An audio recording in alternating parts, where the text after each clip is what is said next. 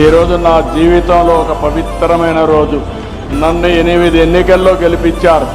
మీ ఇంటి బిడ్డగా, మీ కుటుంబ సభ్యునిగా అభిమానించారు, ఆదరించారు. ఆ అభిమానాన్ని నిలబెట్టుకోవడానికి నేను అనునిత్యం పనిచేశా. ఈ రోజు ఇక్కడికి వచ్చినప్పుడు, కృష్ణమ్మ తల్లిని కుప్పానికి తీసుకొచ్చినప్పుడు నాకుండే ఆనందం వర్ణనాతీతం అని చెప్పి కూడా నేను మీ అందరికీ విజ్ఞప్తి చేస్తున్నాను. ఇది ఒక గొప్ప సంకల్పం నేడు నిజమైంది. అసాధారణమైన విషయం ఇది.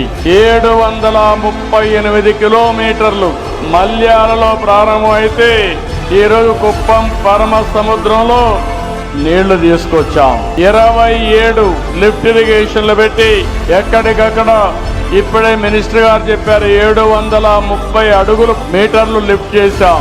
అక్కడి నుంచి ఇంకో పక్కన ఎక్కడికక్కడ సొరంగాలు కూడా తవ్వి అక్కడి నుంచి నీళ్లు తీసుకొచ్చాం. మీ అభిమానం చూస్తే ఈరోజు కృష్ణా పుష్కరాలు మళ్ళీ వస్తున్నాయి.